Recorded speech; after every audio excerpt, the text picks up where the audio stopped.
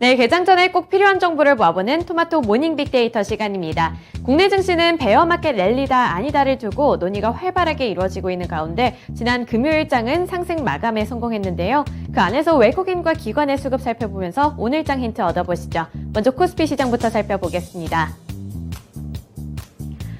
네, 외국인이 가장 많이 매수한 종목들부터 살펴보시죠. 2차 전지를 위주로 매수했습니다. 보시면 삼성, SDI, LG화학, LG에너지솔루션 쪽으로 외국인의 매수세가 나타났는데요. 국내 증시가 하반기에 상승세를 이어가면서 이렇게 2차 전지 같은 성장주 중심의 상승세가 나타나고 있습니다. 전일 미국의 뉴욕 3대 주요 지수가 일제히 혼조세를 보였음에도 불구하고 전기차 대표주로 꼽히고 있는 테슬라의 주가가 7거래일 연속으로 상승세를 이어가면서 국내 관련주 쪽으로도 투자 심리가 개선되는 모습이 나타났습니다. 그리고 외국인은 반도체 쪽에서 SK하이닉스 매수세가 유입됐습니다. 네, 다음으로 기관도 살펴보실까요? 기관 셀트리온 가장 많이 매수했는데요. 셀트리온은 외국인과 기관이 동반 매수한 종목입니다. 기관 살펴보시면 셀트리온뿐만 아니라 이렇게 바이오 쪽으로 관심을 많이 보이는 모습이 포착이 됐는데요. 성장주 쪽에서 바이오가 관심받은 가운데 삼성 바이오로직스 그리고 SK 바이오사이언스가 있습니다. 여기에는 코로나19 1일 확진자가 하루에 11만 명을 돌파했다는 소식이 원인으로 작용이 되고 있는데요. 셀트리온 같은 경우에는 이번에 코로나 치료제인 레키로나발 관심을 받았고요. 그리고 SK 바이오사이언스 같은 경우에는 국산 코로나 백신 1호인 스카이코비언 개발에 주목을 받으면서 상승세를 나타냈습니다. 그리고 셀트리온 같은 경우에는 이날 2분기 호실적을 발표하면서 더 큰 관심을 받았습니다. 네, 다음으로 코스피 시장에서의 매도 리스트 체크해 보시죠.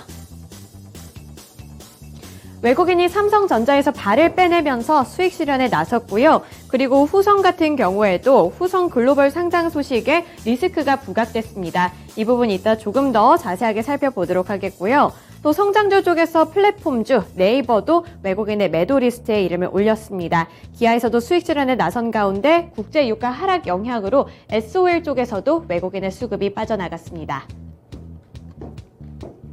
네, 다음으로 기관도 살펴보겠습니다. 기관도 마찬가지로 완성차 업체에서 매도 물량이 출회가 됐는데요. 현대차와 기아가 있습니다. 그리고 후성은 외국인과 기관이 동반 매도한 종목이 되겠고요. 네이버 같은 경우에도 동반 매도한 종목인데 장 초반에는 강세 출발을 했지만 하락 마감했습니다. 2분기 실적이 견조했지만 매출은 시장의 컨센서스를 상회한 반면에 영업이익은 컨센서스를 하회한 영향을 받으면서 외국인과 기관의 수급이 빠져나갔습니다. 그리고 대한항공 같은 경우에도 2.46% 내린 25,750원에 장을 마쳤는데요. 종가 기준으로 봤을 때 올해 최고점에 비해 20% 넘게 밀렸습니다. 호실적을 거뒀음에도 불구하고 이렇게 부진한 주가를 기록한 건데 이번에 화물 수요는 늘어났지만 여객 부문의 회복세가 둔화됐다는 평가와 함께 대한항공 쪽에서도 기관의 수급이 빠져나갔습니다. 네, 코스피 시장에서의 특징주 살펴보시죠. 후성입니다. 후성이 급락세를 연출했는데요. 두 자릿수대 하락률을 기록했습니다. 후성 글로벌의 동시 상장 소식에 급락한 영향인데요. 이날 후성이 물적 분할 이후에 자회사인 후성 글로벌을 동시 상장한다는 소식에 약세 흐름을 띄었습니다. 자회사 후성 글로벌에는 그룹의 성장 동력으로 꼽히고 있는 2차 전지 사업 부문까지 겹쳐 있기 때문에요. 후성 쪽에는 상당한 리스크로 작용이 될 수 있다는 분석과 함께 후성 쪽의 투자 심리가 많이 약화됐습니다. 네, 이어서 코스닥 시장으로 넘어가 보겠습니다. 코스닥 시장에서 외국인이 가장 많이 매수한 종목들 살펴보시면 우선 코스닥 시장에서도 2차 전지 관련주가 가장 큰 관심 받았습니다. 에코프로가 되겠고요. 또 셀트리온의 주가가 급등을 하면서 셀트리온 그룹주인 셀트리온 헬스케어까지도 탄력을 받았습니다. 게임주 쪽에서는 위메이드가 관심을 받은 가운데 ST팜과 캠시스도 있는데요. ST팜은 외국인과 기관이 동반 매수한 종목으로 7% 넘게 급등세를 나타냈습니다. 이 연이은 호재 영향이 있었는데 우선 1일 미국 FDA로부터 신약 관련 우수 의약품 품질 관리 기준 인증을 아시아 최초로 획득했다는 소식도 있었고요. 또 제1 원료 공장 증설을 마쳤고 제2 원료 공장까지 2025년에 증설을 완료할 것이라는 전망까지 함께 호재 소식으로 작용이 됐습니다. 네, 기관 보시면 기관은 코스닥 시장에서도 바이오 쪽으로 관심을 많이 보였습니다. 대표적인 종목이 셀트리온 헬스케어, ST팜, 그리고 레고캠바이오, 알테오젠이 있는데요. 이 대형 바이오주들의 주가 반등에 이어서 중소형주들도 함께 반등 움직임을 나타내는 분위기입니다. 신한금융투자는 하반기 임상 결과 발표 및 기술 이전 모멘텀을 보유한 종목들의 눈을 돌리라고 했는데 그쪽에서도 이렇게 레고캠바이오, 알테오젠이 주목을 받고 있습니다. 네, 다음으로 매도리스트 체크해 보시죠.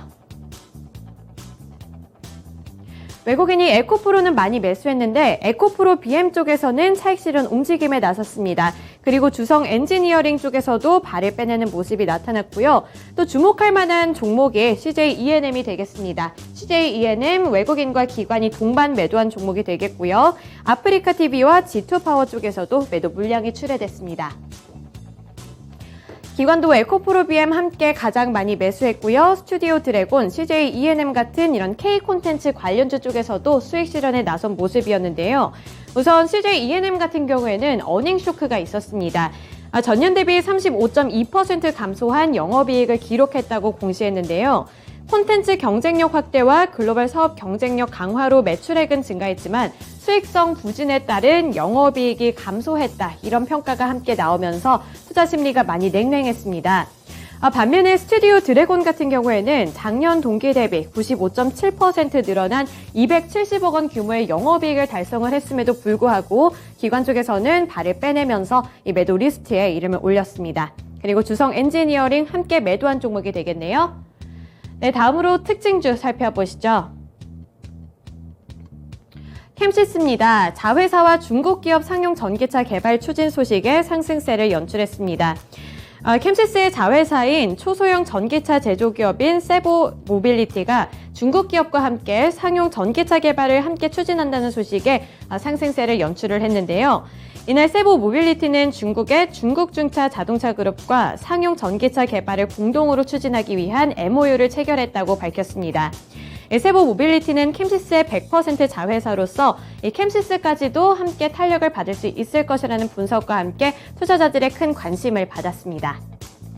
네, 마지막으로 오늘 주요 일정까지 함께 살펴보시죠. 첫 번째로 박진 외교부 장관이 처음으로 중국 방문 및 외교장관 회담을 할 예정이라고 합니다. 최근에 중국과 대만 사이의 갈등이 빚어지면서 중국과 미국 간의 갈등도 크게 빚어지고 있죠. 네, 이 사이에서 한국의 역할이 중요해 보이는데 이번에 외교부 장관이 만난다고 하니까요. 앞으로의 향방 지켜보시면 되겠고요. 그리고 최근에 주목받았던 이 방산 관련주들, 우주항공 관련주들이 오늘 실적을 발표합니다. 대표적으로 한국항공우주 그리고 LIG 넥스원이 있으니까요. 실적까지 꼼꼼하게 체크해 보시면서 오늘도 성공 투자하시기를 기원하겠습니다. 네, 지금까지 토마토 모닝 빅데이터 시간이었습니다.